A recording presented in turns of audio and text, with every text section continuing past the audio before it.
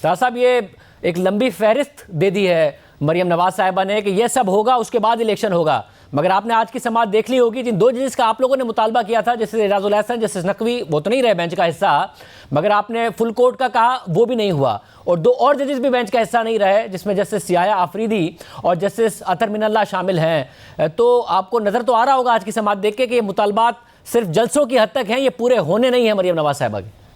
देखिए, बहुत शुक्रिया शाहजेब खान साहब। बिल्कुल मरियम नवाज शरीफ साहिबा ने जो एक स्लोगन दिया है, जो नैरेटिव है कि पहले अदल फिर इलेक्शन, देखिए 2018 का एक पस मंजर है, वो जहन में रखना चाहिए कि हमें जिस तरह हमारी लीडरशिप को नाअहल किया गया, एक JIT बनाई गई, रोजाना की बुनियादों पर ट्रायल किया गया, हमारी पार्टी के मुख्तलिफ हिस्से किए गए और उसके बाद हमें इलेक्शन में भेजा गया। इसके बावजूद हम पंजाब में सिंगल लार्जेस्ट पार्टी के तौर पर जो है वो उभर के सामने आए। तो देखिए, ये बड़ा अफसोसनाक है कि फुल कोर्ट का हमने जो डिमांड रखी वो पूरी नहीं हुई। और अभी भी जो जैसे याया आफरीदी का अगर आपने नोट पढ़ा हो, उन्होंने रिक्यूज नहीं किया। उन्होंने कहा कि मैं ये नहीं समझता कि आर्टिकल 184(3) का इतलाक यहाँ पे होता है, जबकि यही केस 2 हाई कोर्ट्स में जेर समाअत हैं और मैं बेंच में अपनी शमूलियत को चीफ जस्टिस साहब की स्वाबदीद पे छोड़ता हूँ। और इसके साथ अतर मिनल्ला साहब ने अग्री किया तो उनको बेंच में नहीं रखा गया। देखिए, जब आईनी तशरीह का मामला होता है और एक मुल्की जो मामलात आगे चलने हैं तो उसमें फुल कोर्ट बना देते तो कोई हर्ज नहीं था। मगर अभी भी इनको तमाम वो चीजें देखनी होंगी कि क्या फाइनेंस डिपार्टमेंट, फाइनेंस मिनिस्ट्री के पास वो अवेलेबल रिसोर्सेज हैं कि वो इलेक्शन को फंड कर सकें। क्या जो सेंसस 20-25 अरब रुपए लगा के वो 1 मार्च से शुरू हो रहा है, ये मुमकिन है कि 2 सूबों में पुराने इस मरदमशुमारी पे इलेक्शन हो? देखिए तार साहब, ये वो वजूहात हैं जिसकी बिना पर तो फिर शायद कोई भी जो सिटिंग गवर्नमेंट होगी वो इलेक्शन ही नहीं होने देगी। वजूहात देके मैं कह रहा हूँ जो आज की समाअत हुई है और जो इतनी लंबी फहरिस्त है मरियम नवाज साहिबा की, ये किससे मुतालबा है? क्या चीफ जस्टिस खुद सू मोटो ले लें कि नवाज शरीफ साहब तो पाकिस्तान नहीं आ रहे हैं, मगर उनके साथ जो कुछ हुआ वो सारे के सारे मामलात को वो देखें और या तो ये फैसला करें कि जो नवाज शरीफ के साथ हुआ वो गलत था, वो रिवर्स कर दें, या फिर ये फैसला करें कि जो कुछ नवाज शरीफ के साथ हुआ वो इमरान खान के साथ होगा, फिर इलेक्शन होंगे। तो ये क्या डिमांड है? ये जलसे के नैरेटिव की हद तक तो समझ में आता है जो मरियम नवाज साहिबा कह रही हैं, ये प्रैक्टिकल मुतालबा कैसे है? नहीं, ये प्रैक्टिकल इस तरह से है कि ये बात आपको समझनी होगी कि अगर एक वजीर आजम को बेटे से तनख्वाह ना लेने पे निकाला गया है तो फिर दूसरे वजीर आजम को बेटी डिक्लेयर ना करने पे भी निकाला जाए, उस पे लंबी लंबी तारीखें ना दी जाएं और इमरान खान साहब उस केस में मेंटेनेबिलिटी के पीछे छुप रहे हैं।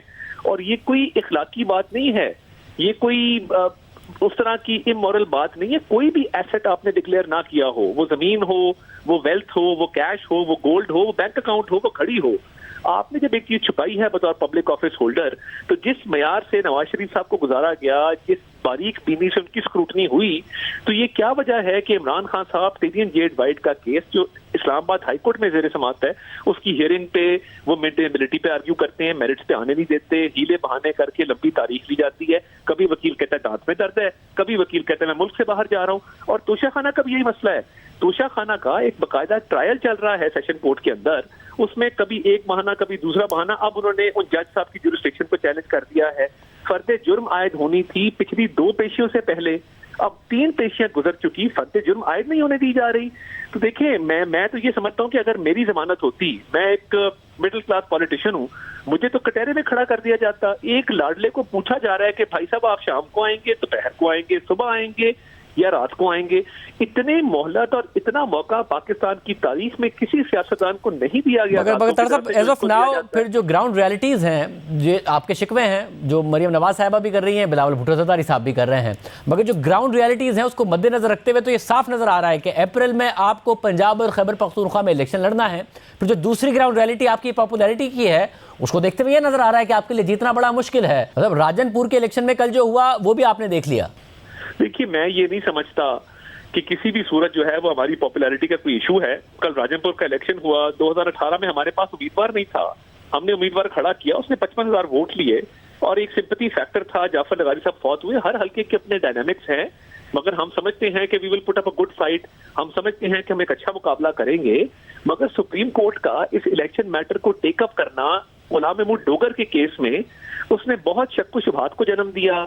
और अब भी जिस तरीके से इस मामले को चलाया जा रहा है, हमारे तहफ़्फ़ुज़ात अपनी जगह पे, मगर अदल व इंसाफ होना नहीं चाहिए, होता नजर भी आना चाहिए।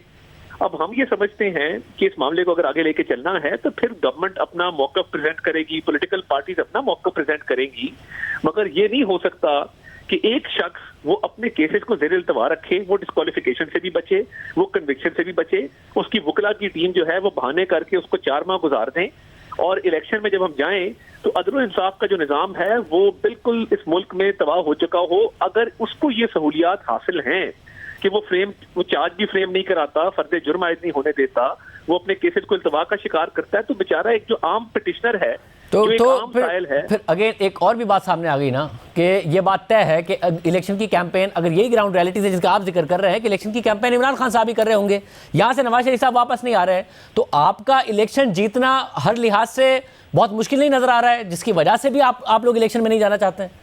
نہیں, میرا خیال ہے کہ اگر نواز شریف صاحب کی جب بھی فیصلہ ہو واپسی کا, اور وہ آ کے تو اپنی اسلام آباد ہائی کورٹ میں اپیل دائر کرتے ہیں, اور اپیل دائر کرنے کے بعد وہ یہاں پہ آ کے سرنڈر کرتے ہیں اور لیگل گراؤنڈز پہ اپنا کیس آرگیو کرتے ہیں, جن بنیادوں پہ مریم نواز شریف صاحبہ کا اکویٹل ہوا, تو ان کو بھی وہی گراؤنڈز اویلیبل ہیں. یہ لیول پلینگ فیلڈ جو ہے یہ ہونی پڑے گی.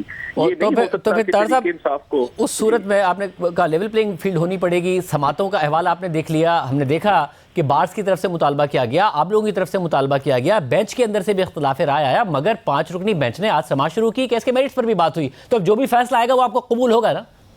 دیکھیے, جو فیصلہ آئے گا وہ بالکل قابل قبول ہوگا, مگر ہمارے کچھ تحفظات ہیں, ہم عدالت میں بھی ان کا اظہار کریں گے اور معزز جج صاحبان کو بھی بتائیں گے. دیکھیے, ایک اور معاملہ جو میں یہاں پہ بات کرنا چاہتا ہوں کہ مظاہر نقوی صاحب, آج سنا یہ ہے کہ خاصی تلخی ہوئی جس کے بعد انہوں نے ریکیوز کیا. دیکھیے, قاضی فائزہ کی باری آتی ہے تو آپ ان کی اہلیہ کو کٹہرے میں کھڑا کرتے ہیں, وہ آپ دیدہ ہوتی ہیں اپنے بردر ججز کے سامنے, اپنے خاوند کے کولیگز کے سامنے, مگر ان کے ساتھ کوئی رعایت نہیں برتی جاتی. تو کیا وجہ ہے کہ مظاہر نقوی صاحب کا ریفرنس آ جانے کے بعد بھی احتساب نہیں کیا جا رہا؟ وہ جو 4 کنال کا گھر ہے جس کی قیمت 25 سے 30 کروڑ روپے ہے, انہوں نے 10 کروڑ میں خریدا, اور انہوں نے جس خریدار سے خریدا اس میں 1 دن پہلے وہ خریدا تھا. یہ بڑے دس از ٹپ آف دی آئس برگ. یہ دیکھیے, یہ احتساب اپنا گھر صاف کریں گے تو یہ معاملہ آگے چلے گا, ورنہ ان کے احتساب کو, انصاف کو کون مانے گا؟ اگر آپ اس سارے میں آپ دعوے دار تھے کہ جو آپ لوگوں کے ساتھ ہوا وہ نہیں ہوگا, جو جنرل امجد شعیب صاحب کے ساتھ ہوا ہے, ایک مزے کا خیز FIR پہ ان کی گرفتاری, یہ کیا کیا آپ لوگوں نے؟ دیکھیے, میں نہیں سمجھتا کہ ہم نے کوئی بھی اس طرح کی انتقامی کارروائی کی ہے جس سے ہم گزرے ہیں.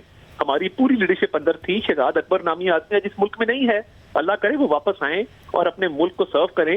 جس طرح وہ مشیر کے طور پہ بیٹھتے تھے, اعلیٰ عہدوں کے اوپر مراد لیتے تھے, فائدہ اٹھاتے تھے, اختیارات کا استعمال کرتے تھے.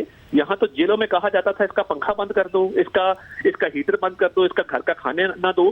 آہا چیمہ کے 2 بچے, ایک 3 سال کا تھا, ایک 5 سال کا تھا, وہ آج پوچھتے ہیں کہ ان کے باپ نے 3 سال جیل میں کیوں گزارے.